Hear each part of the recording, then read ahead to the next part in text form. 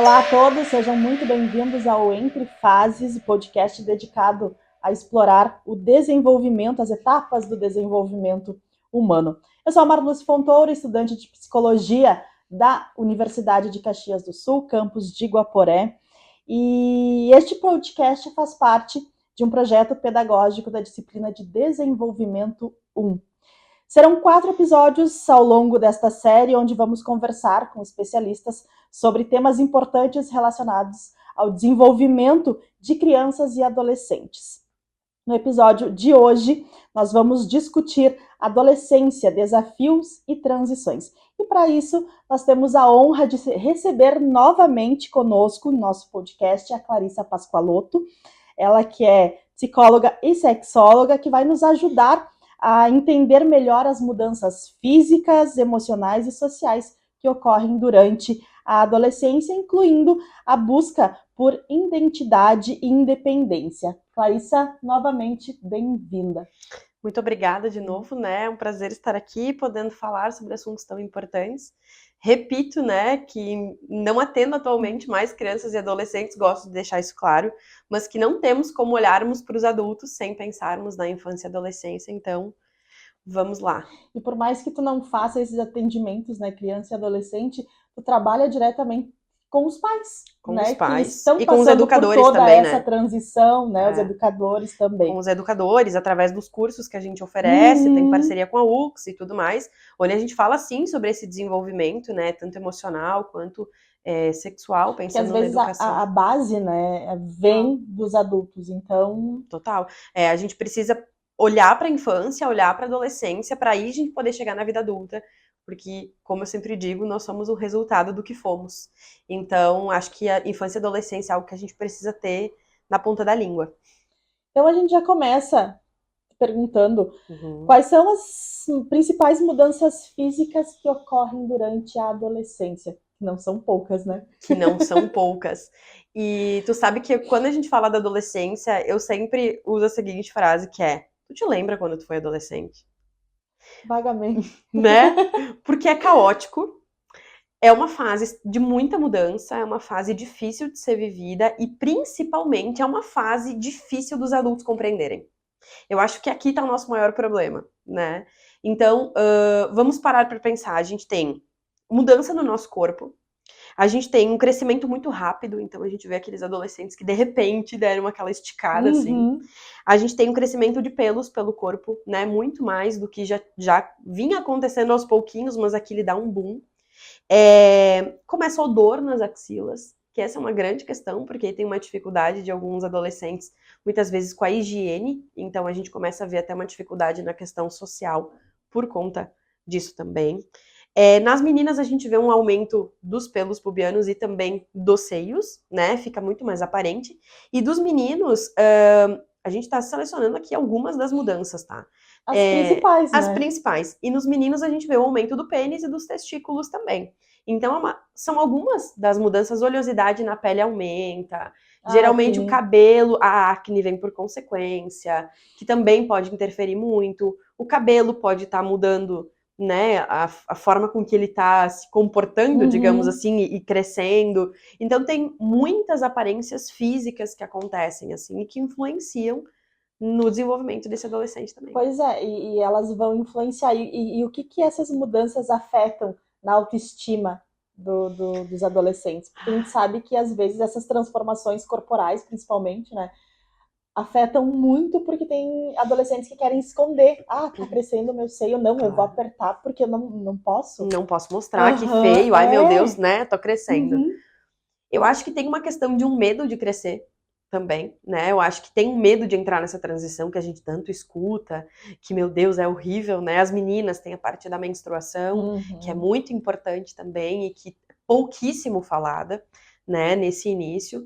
E tem algo que a gente falou no primeiro episódio, que é bem importante a gente ter clareza aqui, que é sobre educação em sexualidade. Então, por exemplo, se a gente tiver um conhecimento, um autoconhecimento do próprio corpo, sendo trabalhado desde a infância, a gente vai chegar aqui na adolescência como eles entendendo esses processos como naturais.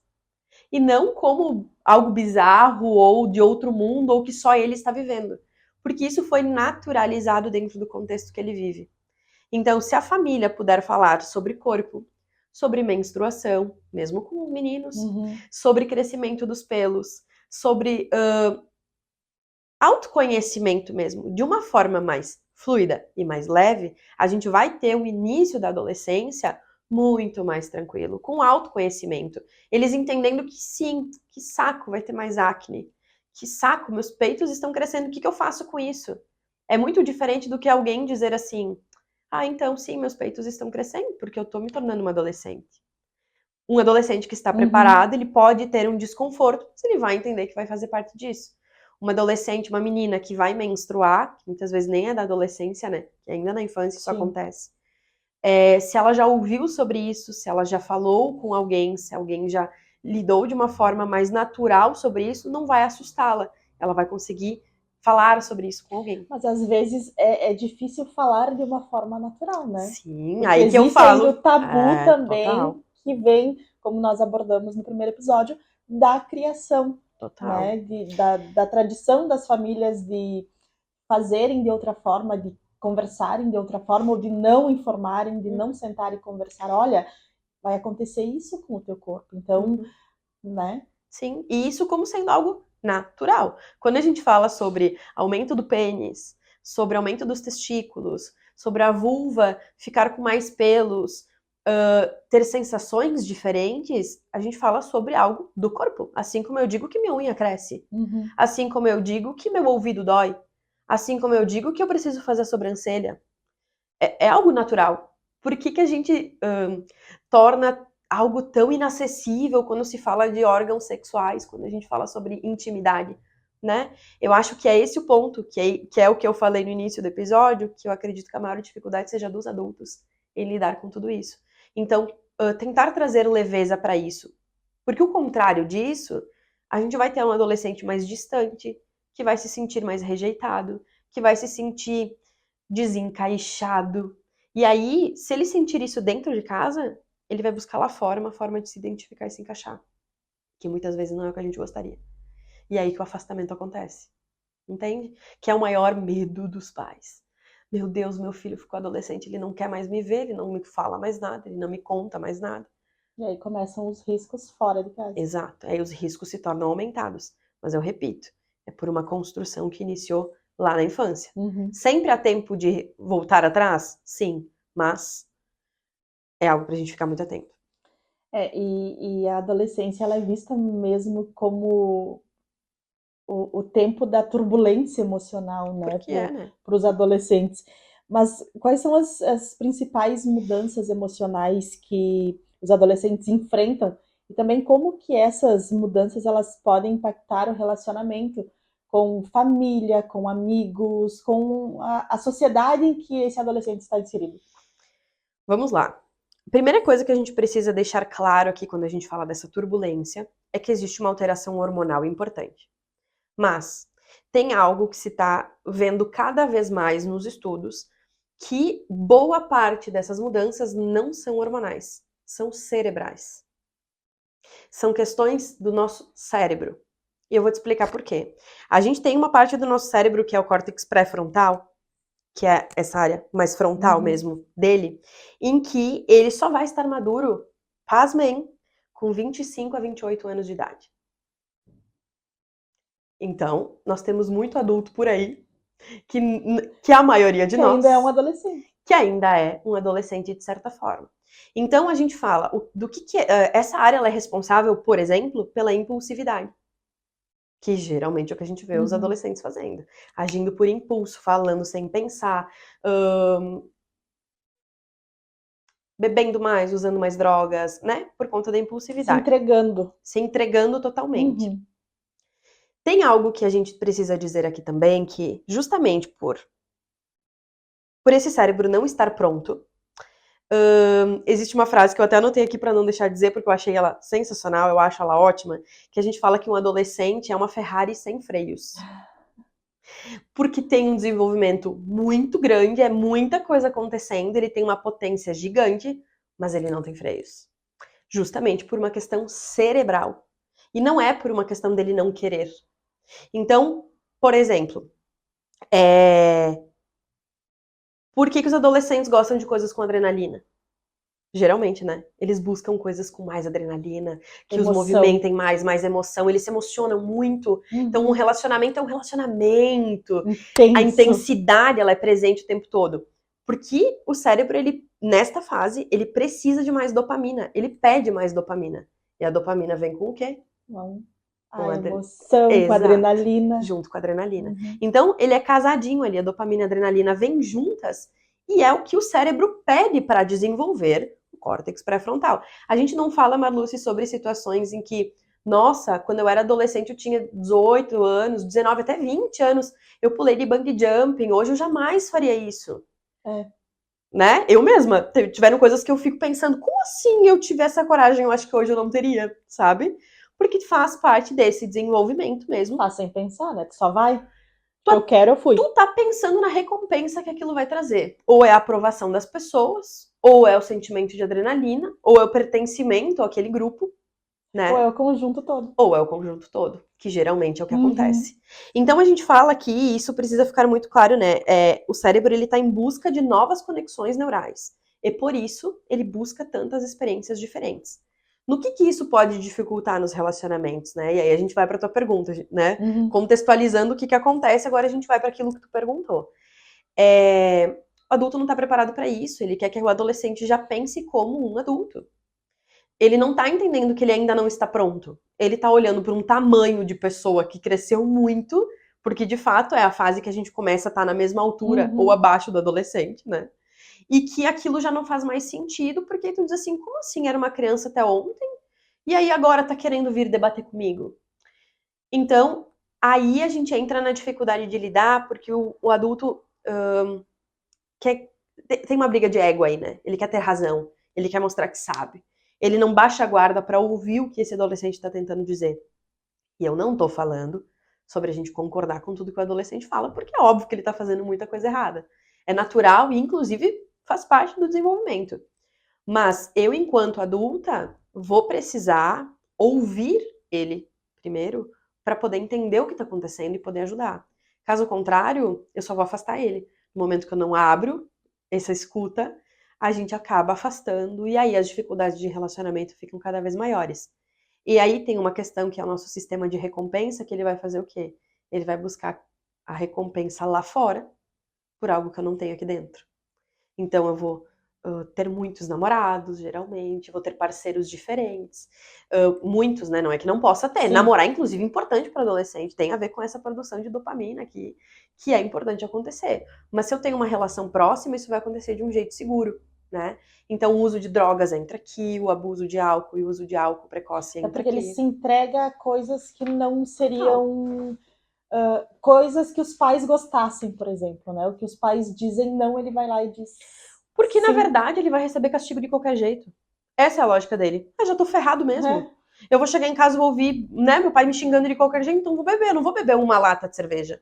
Eu não vou beber uma dose de gin aqui. Caixa. Eu vou beber 20 doses, porque vai dar no mesmo. Se eu chegar em casa muito bêbado ou pouco bêbado, não vai mudar. Não vai ter escuta, não vai ter acolhimento, a bronca vai ser a mesma, o castigo vai vir de qualquer jeito. Então, pelo menos eu tô aproveitando. Esse sistema de recompensa que acontece. Isso é natural que aconteça na fase da adolescência. Aí eu repito. Como é que a gente faz para evitar isso? Relacionamento e vínculo bem formado.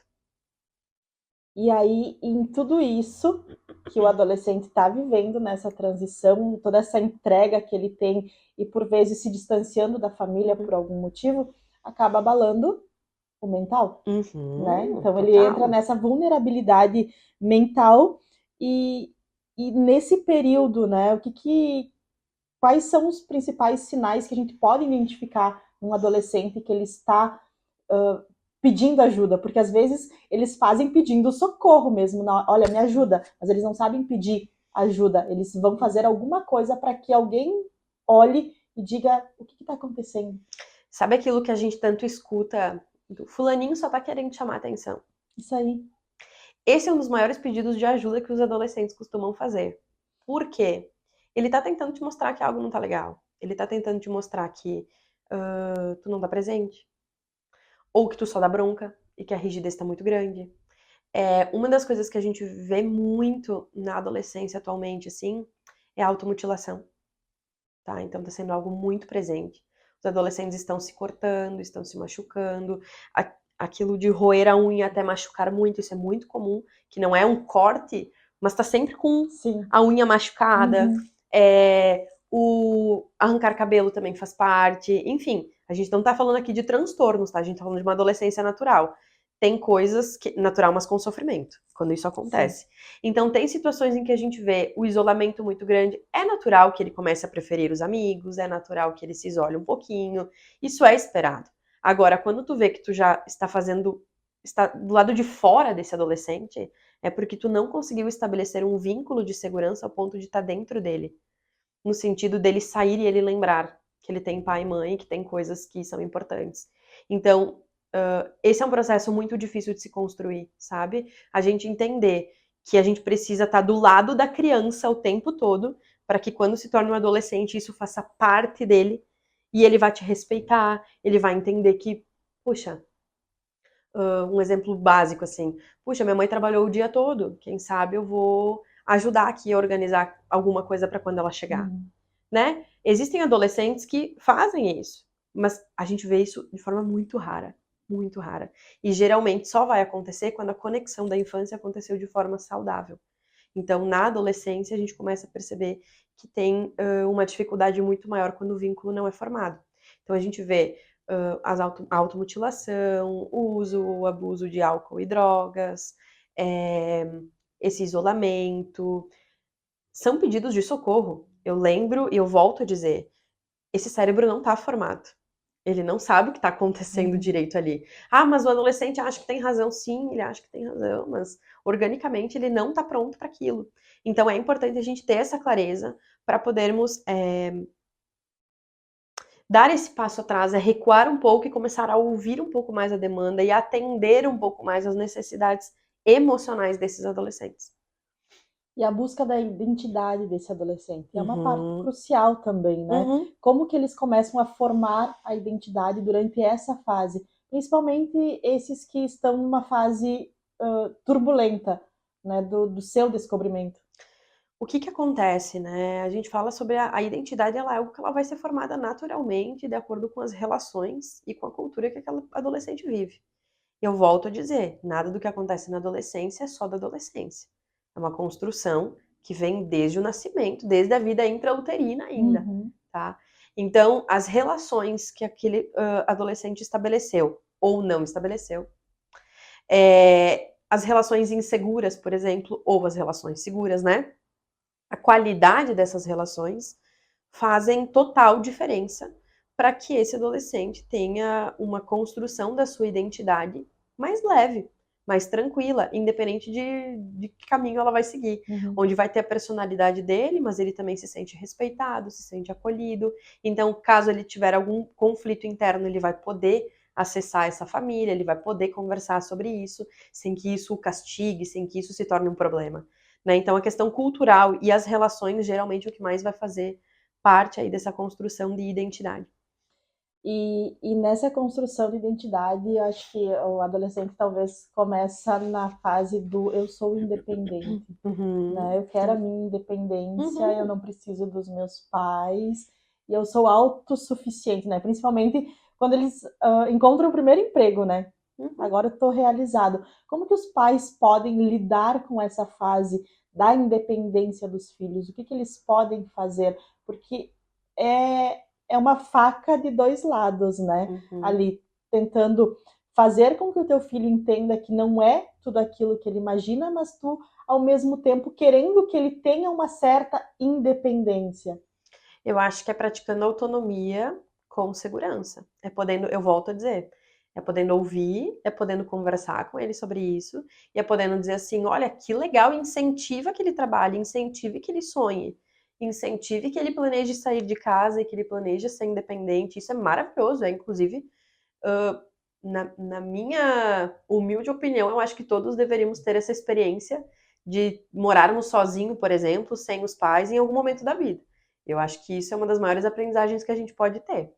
Agora, não quer dizer que isso vai ser fácil e também não quer dizer que isso vai precisar acontecer de forma precoce. Geralmente, quando eles começam a querer sair muito desse ninho, é porque esse ninho já não tá mais investindo nele ou ele já tá se sentindo muito abandonado ali. Então, poder chegar mais perto, poder conversar sobre isso, poder escutar, tentar entender que a gente não precisa somente ensinar a eles, porque a gente chega com isso, né? Eu preciso dar a resposta pronta. Eu preciso saber o que dizer. Não, tu não precisa. Talvez tu só precise ouvir, dizer, eu não sei como te ajudar, mas eu prometo que eu vou me esforçar pra gente fazer isso juntos. Eu volto a dizer, é colocar a sandalinha da humildade e poder admitir que a gente não vai saber muita coisa, mas que a gente pode aprender junto com eles, né? Até Então, porque já viemos disso, né? Só que tá. aí deleta aquela parte. Eu não vivi a adolescência, eu pulei direto pra fase adulta.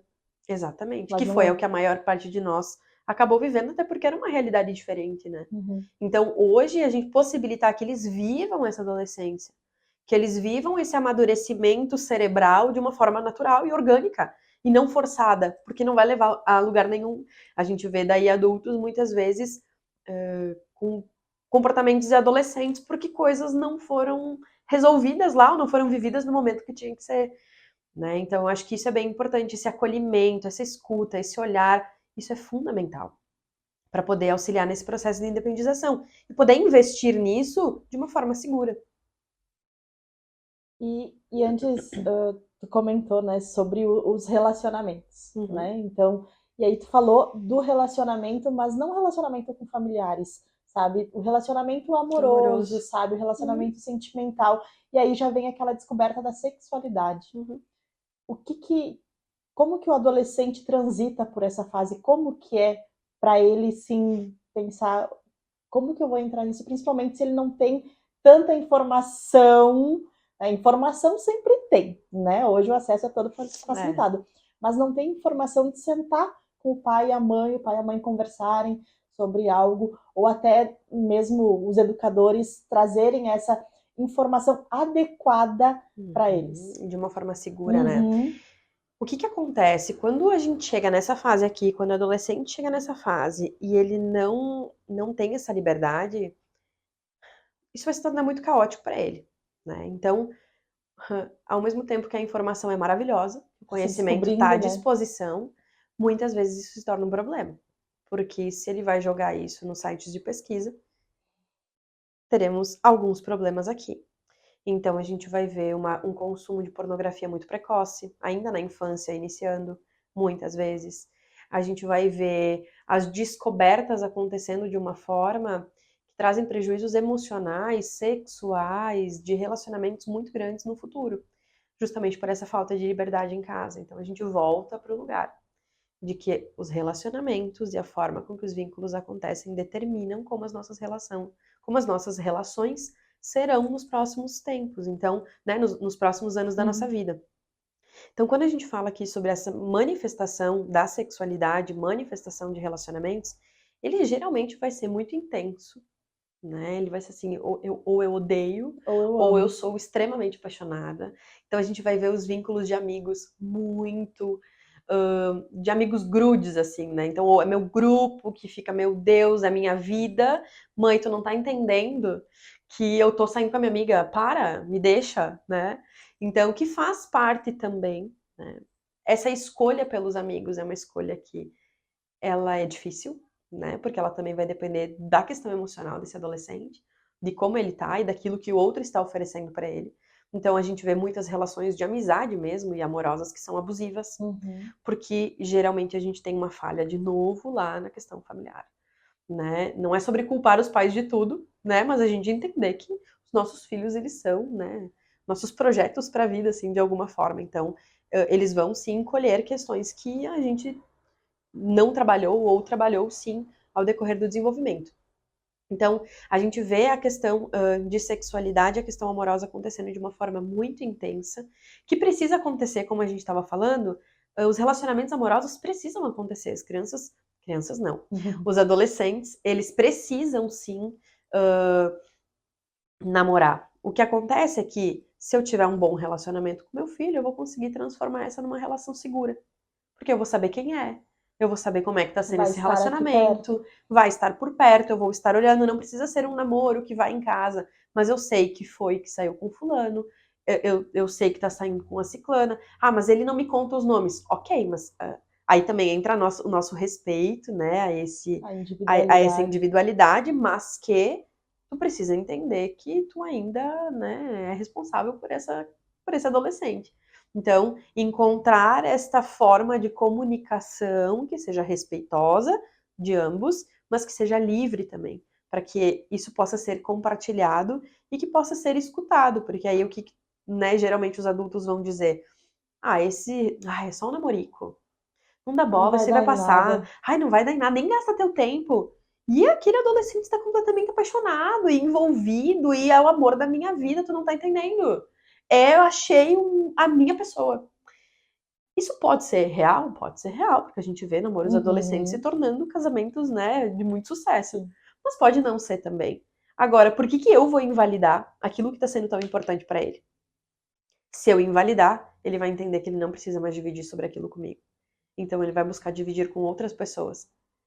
E aí a Mas gente não vai ter como cuidar, né? aí entra a parte da comunicação dos pais, porque muitos Total. têm dificuldade para Muito. fazer essa abordagem, sentar e conversar. Como que eles podem fazer, sabe? Qual, talvez, não digo a melhor forma, mas a forma mais simplificada de eles abordarem esses assuntos, principalmente para aqueles que têm dificuldade de falar sobre isso. Porque não é nem o abordar o assunto, é a dificuldade de falar sobre o assunto. Conversa sobre todos os assuntos, mas chegou num ponto, dá aquela travada. Uhum.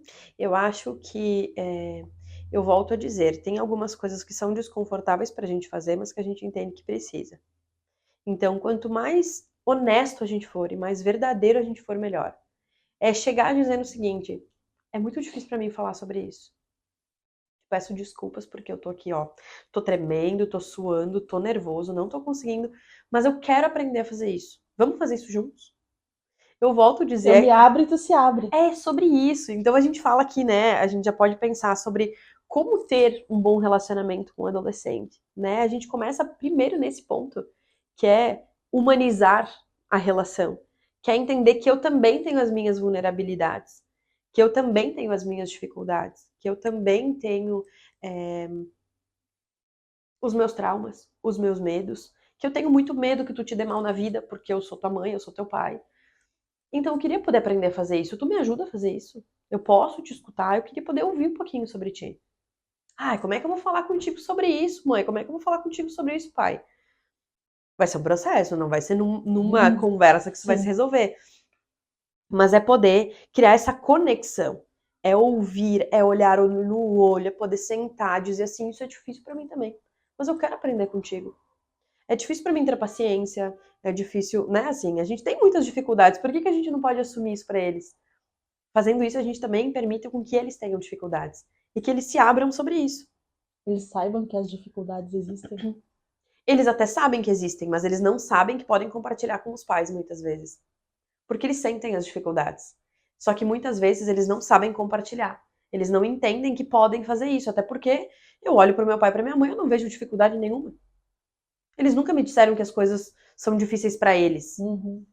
no sentido de emocionalmente Sim. falando, porque a gente fala que é difícil ganhar Ah, dinheiro. sim. A gente fala que a vida é muito difícil, que o mundo lá fora é muito cruel. Isso são os clássicos que a gente escutou na Sim. adolescência. Agora, alguém chegou e disse assim, então, pra mim também foi difícil começar a namorar, sabia? Eu não tinha muita coragem de conversar com os meninos ou com as meninas.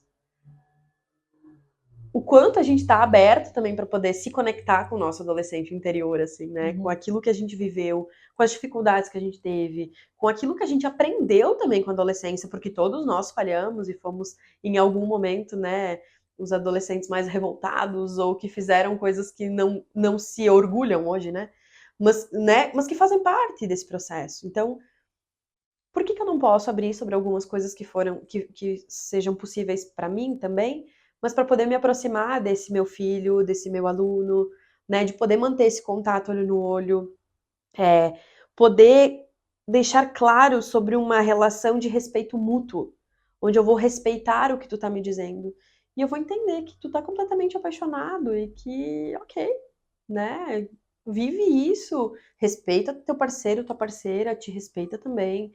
Poder falar sobre isso e não simplesmente fazer o corte, né? Uhum. Algo que eu acho bem importante, que é um pilar importante, que é a escuta ativa. É a gente poder estar de fato ouvindo. E não simplesmente, tá, só termina de me contar aí. Não é poder ouvir de fato, é poder estar olhando no olho, poder estar ouvindo, né? Poder estar acolhendo. Isso é muito importante. Validar os sentimentos desse adolescente, podendo dizer assim, eu imagino como isso esteja sendo difícil para ti mesmo.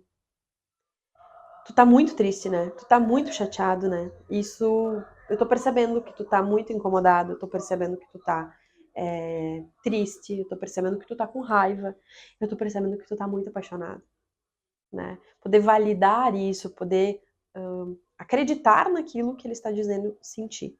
Tentar fazer parte daquilo ali também, né? Tentar fazer parte, aí vem o pilar número 5, né? Que é a intimidade emocional. Porque no momento que eu me abro, no momento que eu valido as emoções, no momento que eu escuto, eu consigo construir uma relação íntima de emoções com esse meu filho. E aí as coisas vão acontecer, eu falo filho, né? Mas que pode ser com um adolescente também, em sala de aula, com não só os amigos. pais, né? Não só os pais, é uma coisa que a gente pode fazer, claro, quando o ambiente permitir, né? Mas essa construção da intimidade emocional vai fazer com que a conexão aconteça. Quando essa conexão for estabelecida, ele vai se sentir seguro. E aí a chance dele ter uma capacidade de resiliência muito maior, uma maturidade emocional maior, existe de uma forma muito mais intensa. Então, acho que são algumas sugestões aí pra gente E pensar. aí, isso aí já são algumas dicas, né? Para que tanto pais, educadores, família, amigos possam navegar nessa transição com os adolescentes de uma forma mais leve, né? Sim, e eu quero poder deixar claro aqui e falar uma frase que eu acho muito legal e até anotei para não esquecer, que é: educar com respeito não significa abandonar, significa guiar sem machucar. Então, acho que é esse o nosso papel enquanto adultos, porque os adolescentes buscam adultos, mas eles buscam adultos que vão respeitar, que vão trazer segurança e que vão ouvir. É isso que eles estão buscando. É porque eles se aproximam de quem eles pensam que possam ser referências para eles. Né? Sim, e assim, pessoas de referência, eu volto a dizer, não necessariamente serão os pais. Vai ser um professor de música, um professor de luta, né? Ah, coloquei meu filho. É uma das coisas importantes, inclusive, a prática de esportes na adolescência é super importante, justamente, né? A gente volta lá para a questão da dopamina, da adrenalina.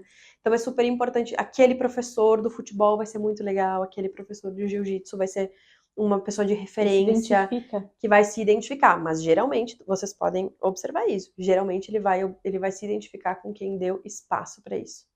Com quem ouviu, com quem incentivou, com quem acolheu, com quem esteve do lado, com quem colocou a mão no ombro. Então, sejam os pais ou sejam pessoas do lado de fora.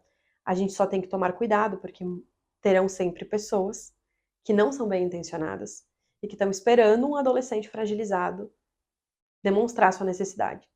E aí que entra o perigo, né? Porque aí a gente tem relações abusivas, a gente tem o uso de drogas, vai ter sempre aquela pessoa observando a fragilidade do adolescente para chegar para ele e dizer assim... O pior momento, né? Não é nem o melhor. Exato, para chegar e dizer assim, ai, tu brigou com tua mãe, pois é, isso é chato, né? Mas se tu usar isso aqui, nossa, tu vai te sentir bem melhor. E vai.